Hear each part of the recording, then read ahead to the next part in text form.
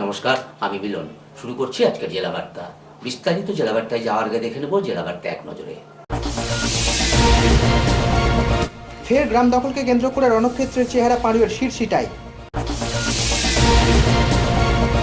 এলাকা দখলকে কেন্দ্র করে উত্তপ্ত কাঁকরতলার বররা। কেন্দ্রের বিরুদ্ধে মোহাম্মদ বাজারে আন্দোলনে সামিল তৃণমূল। মৎস্য দপ্তরের বিশেষ অনুষ্ঠান গীতাঞ্জলিতে। রাজ্য সরকারের বিরুদ্ধে সই সংগ্রহে নামল ডিওয়াইএফআই। স্বেচ্ছা রক্তদান শিবির আয়োজিত সাঁইথিয়ায়। শুক্রবার থেকে জেলায় শুরু পরিচ্ছন্নতা সপ্তাহ। চেতনার 10ম বর্ষপূর্তি উদযাপিত হল রামকৃষ্ণ সভাগৃহে।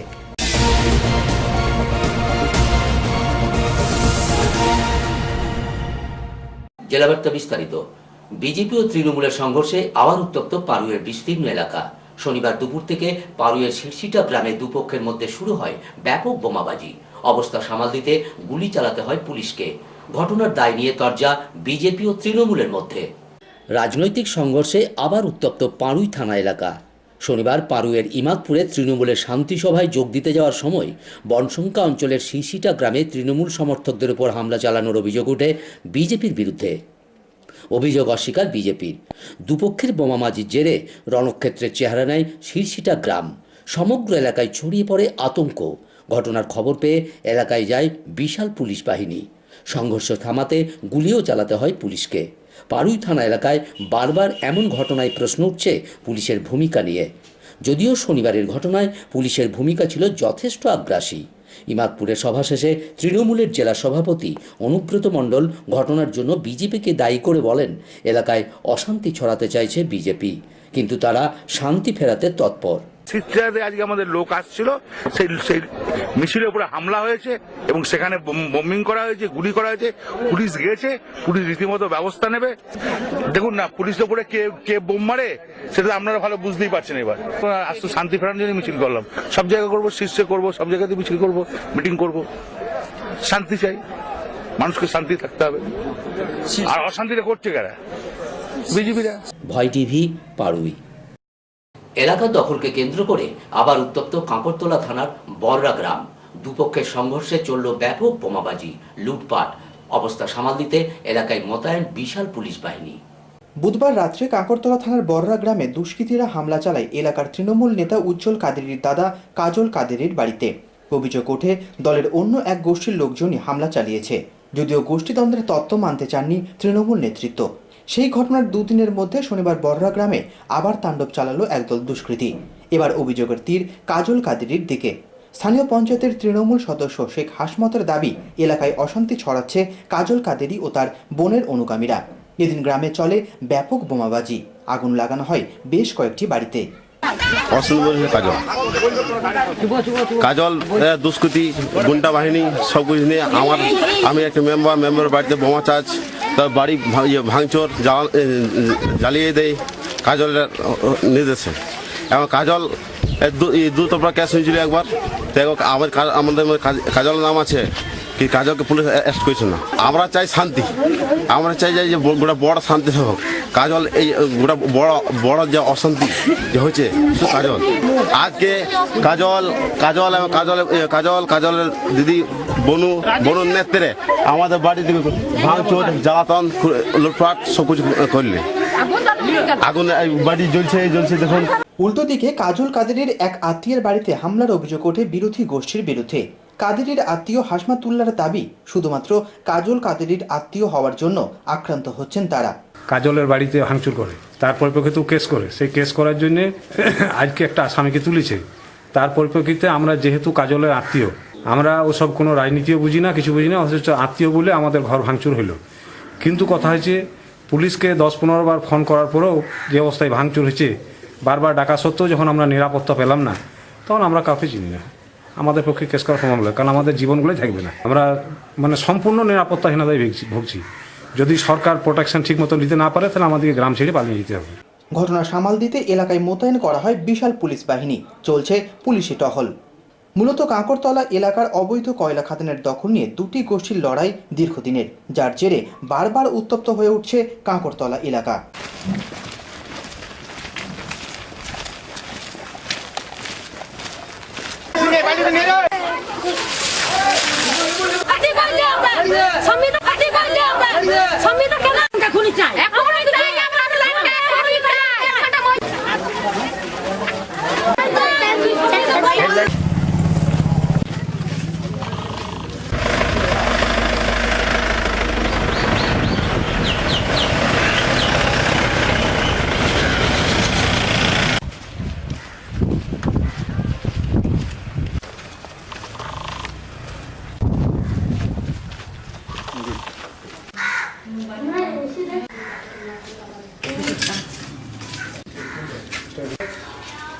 আগুন নাই বন্ধ করে দিয়েছে, আগুন লাগিয়ে দিয়েছে, সবাইকে মারধর করলে কারা? এই নিয়ম কাজল উদা সমিত সবাই আগুন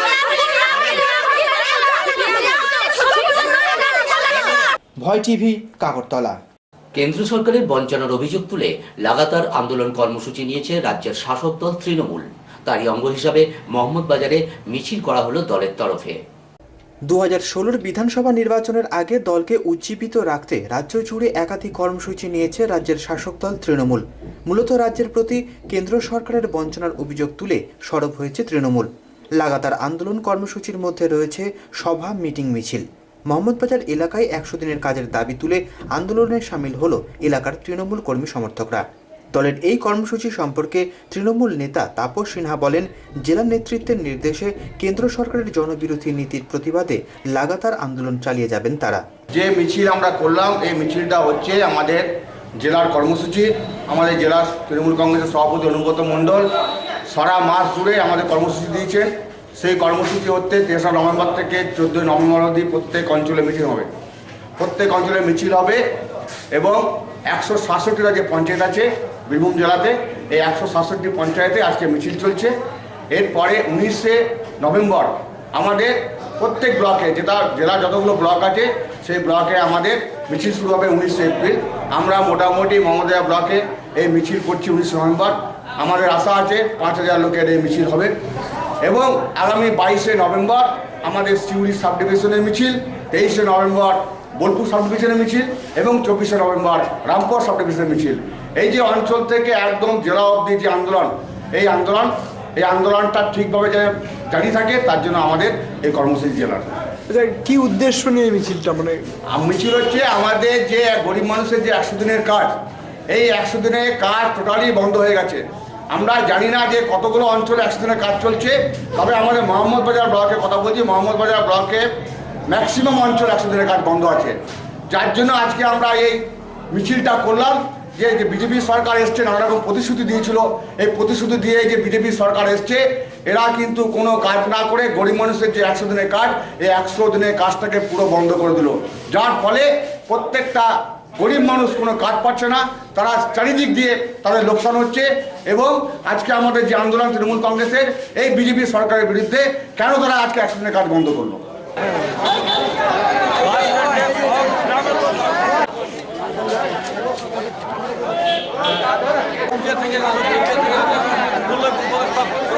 ভয় টিভি, মোহাম্মদবাজার। পশ্চিমবঙ্গে মৎস্য উৎপাদন বৃদ্ধি সম্পর্কে আলোচনা চক্র আয়োজিত হল গীতাঞ্জলি প্রেক্ষাগৃহে, যেখানে উপস্থিত ছিলেন মৎস্যমন্ত্রী চন্দ্রনাথ সিনহা সহ একাধিক বিধায়ক। রাজ্যকে মাছের বিষয়ে স্বনির্ভর করতে বেশ কয়েক বছর ধরে ভাবনা চিন্তা শুরু করেছে মমতা ব্যানার্জির সরকার। শনিবার বোলপুর গীতাঞ্জলি প্রেক্ষাগৃহে রাজ্যে মৎস্য উৎপাদন বৃদ্ধির জন্য আয়োজিত হলো এক আলোচনা চক্র, যেখানে মৎস্য দপ্তরের কর্মীদের সঙ্গে উপস্থিত ছিলেন বিভাগীয় মন্ত্রী চন্দ্রনাথ সিনহা, ছিলেন বিধায়ক গদাধর হাজরা, পরিষদীয় সচিব মনিরুল ইসলাম সহ এসআরডিএ চেয়ারম্যান অনুব্রত মণ্ডল। মন্ত্রী চন্দ্রনাথ সিনহা বলেন, রাজ্যের সমস্ত জলাশয়ে মাছ চাষে উদ্যোগী হয়েছে সরকার, যার জন্য দপ্তরের ফাঁকা পদগুলি পূরণের চেষ্টা চালানো হচ্ছে সরকারি তরফে। মুখ্যমন্ত্রীর স্বপ্ন যে পশ্চিমবাংলাকে স্বাবলম্বী হতে হবে মাছ চাষে। আমরা এখনো অনেক দূর বাকি আছে, সেখানে আমাদের অনেক জলা এবং সমস্ত জলাশয়ে মাছ চাষ, এই যে স্লোগান উনি দিয়েছিলেন, সেটাকে সামনে রেখে আমরা এগোচ্ছি। যে দীর্ঘদিন যে জমে থাকা যে কর্মচারীদের যে ওপরে যে চাপ, যে জমে থাকা সেগুলোকে আমরা চেষ্টা করছি যতটা পেরেছি, হয়তো সবটা পারা যায়নি কিন্তু কিছুটা আমরা নড়িয়েছি এই ভিতটা, এবং যে ট্রান্সফারও হচ্ছে, প্রমোশনও হচ্ছে, এই যে পলিসিগুলো বন্ধ ছিল সেগুলো কিন্তু শুরু হয়েছে। এবং হয়তো আমাদের যা আমরাও চেষ্টা করছি যে আমাদের অনেক পোস্ট ফাঁকাও আছে, সেগুলোকে কিভাবে পূরণ করা যায় আমাদের চেষ্টা ত্রুটি নেই। আপনারাও সাহায্য করছেন, আপনাদের সাহায্য নিয়ে আমরা মাননীয় মুখ্যমন্ত্রীর কাছে দরবারও করছি। মাননীয় মন্ত্রী মহোদয় শ্রী চন্দ্রনাথ সিনহা মহাশয়কে আমরা বরণ করে নিচ্ছি, আমাদের মাননীয় মন্ত্রী মহোদয় জোর করে হাত দিন।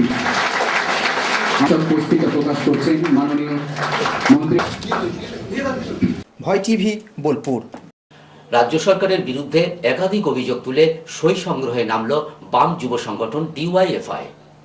শিক্ষায় নৈরাজ্য, ছাত্রীদের নিরাপত্তা, জেলায় দুষ্কৃতী তাণ্ডব সহ সরকারের একাধিক নীতির বিরুদ্ধে সরব হল বাম যুব সংগঠন ডিওয়াইএফআই। শনিবার সিউড়ি শহরে সই সংগ্রহে নামে সংগঠনের কর্মীরা। তাদের এই আন্দোলন সম্পর্কে বাম যুবনেতা শতদল চ্যাটার্জি বলেন, রাজ্যে সামগ্রিকভাবে নৈরাজ্যের প্রতিবাদে তাদের এই আন্দোলন। ভারতের ছাত্র ফেডারেশন এসএফআই এর পক্ষ থেকে নির্দিষ্ট কিছু দাবি দাওয়া নিয়ে সই সংগ্রহ কর্মসূচি আমরা বিগত 26শে অক্টোবর থেকে আমরা শুরু করেছি সই সংগ্রহ। আজকে এই বাসস্ট্যান্ড এলাকায় সিউড়িতে আনুষ্ঠানিকভাবে সই সংগ্রহ করে আমরা এই সই সংগ্রহের কাজ শেষ করব। আমাদের দাবিগুলো হচ্ছে যে শিক্ষায় যে নৈরাজ্য এই মুহূর্তে চলছে, সেই শিক্ষায় নৈরাজ্যের অবসান ঘটানো। আমাদের দাবি হচ্ছে ছাত্রীরা যেরকমভাবে কলেজ ক্যাম্পাসে নির্যাতিত হচ্ছে সেই ছাত্রীদের নিরাপত্তার ব্যবস্থা করা, এবং এই মুহূর্তে গোটা বীরভূমে যে দুষ্কৃতীদের তাণ্ডব শুরু হয়েছে সেই দুষ্কৃতীদের অবিলম্বে গ্রেপ্তার করা হোক। এবং কিছুদিন আগে শিক্ষামন্ত্রী ঘোষণা করেছিলেন বিশ্ববিদ্যালয় বিল এনে সরাসরি আমাদের বিশ্ববিদ্যালয়গুলোকে অধ্যক্ষ নিয়োগ করা, এবং আমরা বুঝেছি যে যদি এই বিল নিয়োগ হয় তাহলে নিশ্চিতভাবে শিক্ষাক্ষেত্রগুলো ব্যবসা ক্ষেত্রে পরিণত হবে। আমরা এই দাবিগুলোর বিরুদ্ধে এর প্রতিবাদে হচ্ছে আজকে সই সঙ্গে নাম তারা হচ্ছে পুলিশের মিথ্যা মামলায় জড়িত যে করবে এই আশা অথচ হচ্ছে যে ছাত্ররা আমরা পেয়েছি।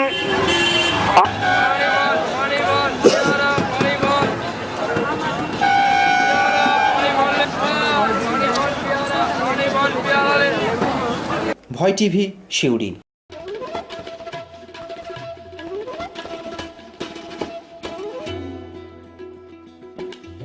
এখন বিরতি, ফিরে আসছে বিরতির পর আরো খবর নিয়ে। সঙ্গে থাকুন ভয়ের সাথে নির্ভয়ে।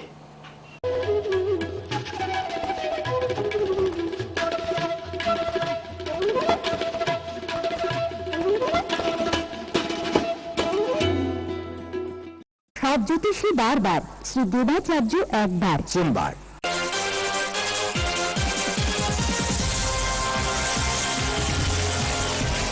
প্রতি ইংরাজি মাসের তৃতীয় রবিবার ও শেষ রবিবার বিকেল 4টে থেকে রাত 8টা পর্যন্ত। বুকিং 9434317391 ও 9163667741। এছাড়া বসেন মালদা, বহরমপুর, কৃষ্ণনগর, শান্তিপুর, বনগাঁ, শিলিগুড়ি, হলদিয়া ও কলকাতা বইবাজার।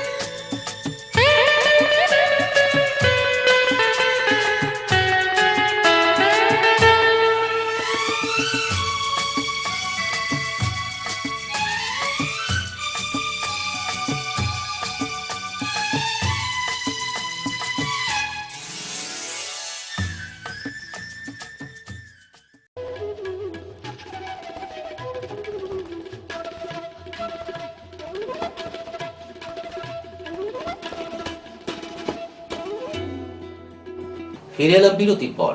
সাঁইথিয়া শ্রী সত্য সাঁই ভক্তের পরিচালনায় স্বেচ্ছা রক্তদান শিবির আয়োজিত হলো শনিবার।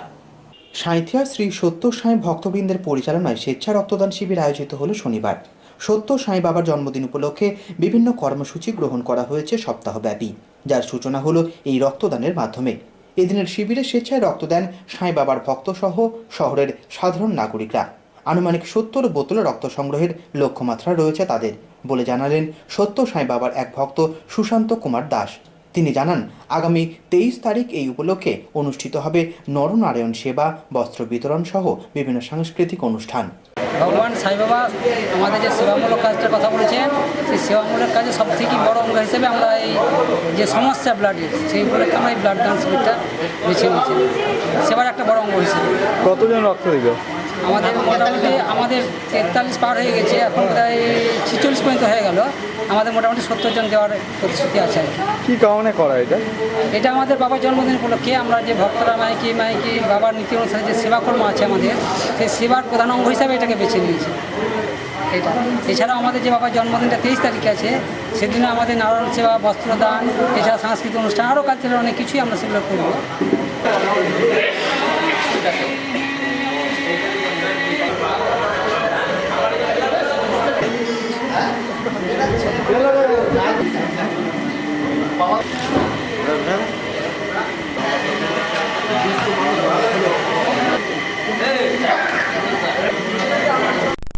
ভয় টিভি, সাঁইথিয়া।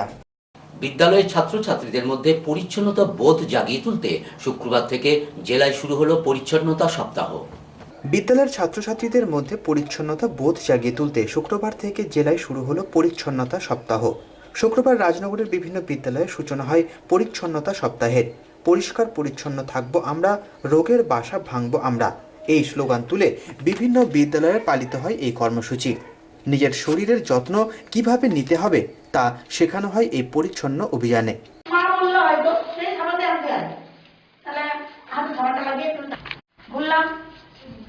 মনে মনে বলবোকে জোরে জোরে আমি তোমাদেরকে বোঝানোর জন্য বলছি, ঘরে তুমি কি 1 2 করে ধরবে, তা করবে। হাসি লাগবে না, কেমন লাগবে না শুনে।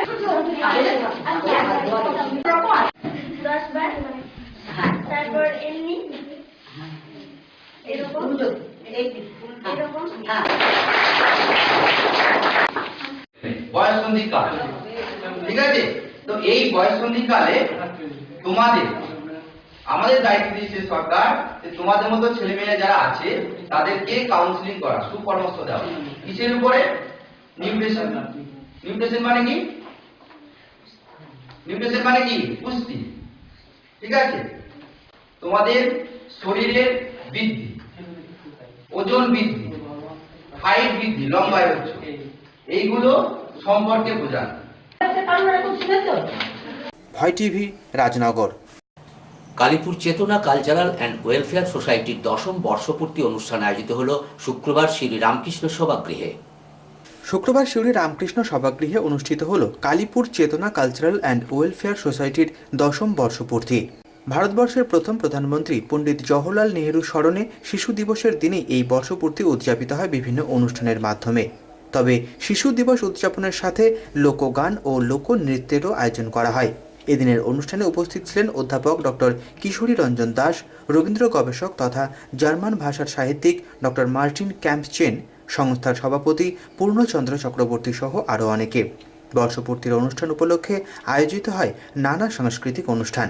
তবে উল্লেখযোগ্যভাবে বিশিষ্ট লোকশিল্পী রথিন কিস্কুর অনবদ্য সঙ্গীত পরিবেশন নজর কাড়ে দর্শক শ্রোতার।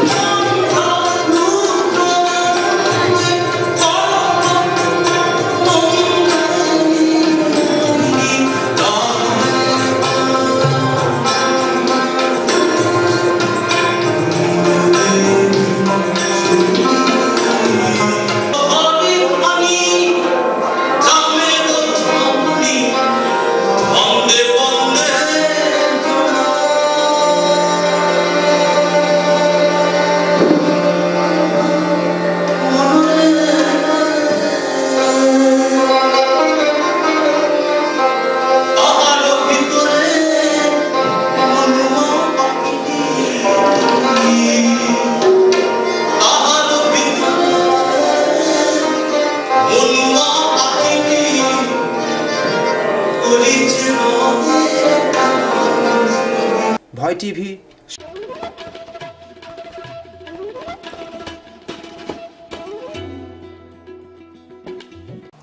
আসুন দেখে নিই 15ই নভেম্বরের গুরুত্ব।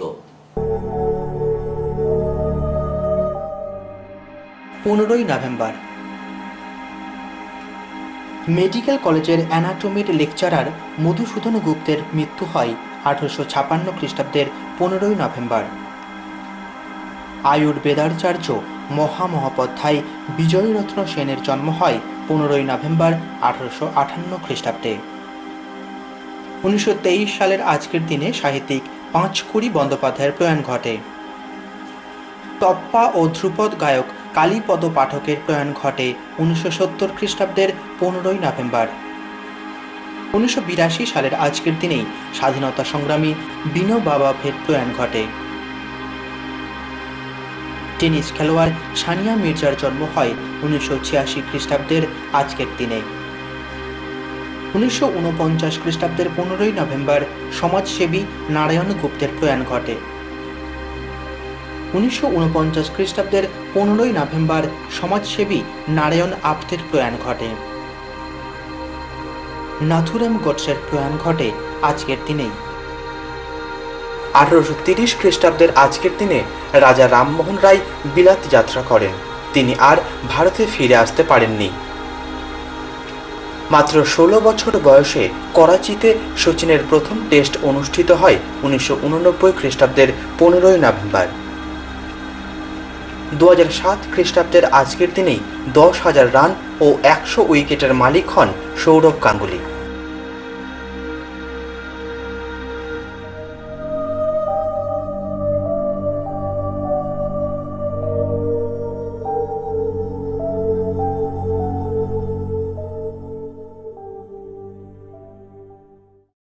জেলা বার্তা শেষ করার আগে দেখে নেব জেলা বার্তার বিশেষ কিছু অংশ আরো একবার। ফের গ্রাম দখলকে কেন্দ্র করে রণক্ষেত্রের চেহারা পাড়ুয়ের শিরশিটায়। এলাকা দখলকে কেন্দ্র করে উত্তপ্ত কাঁকরতলার বররা। কেন্দ্রের বিরুদ্ধে মোহাম্মদ বাজারে আন্দোলনে সামিল তৃণমূল। মৎস্য দপ্তরের বিশেষ অনুষ্ঠান গীতাঞ্জলিতে। রাজ্য সরকারের বিরুদ্ধে সই সংগ্রহে নামল ডিওয়াইএফআই। স্বেচ্ছা রক্তদান শিবির আয়োজিত সাঁইথিয়ায়। শুক্রবার থেকে জেলায় শুরু পরিচ্ছন্নতা সপ্তাহ। চেতনার 10ম বর্ষপূর্তি উদযাপিত হল রামকৃষ্ণ সভাগৃহে।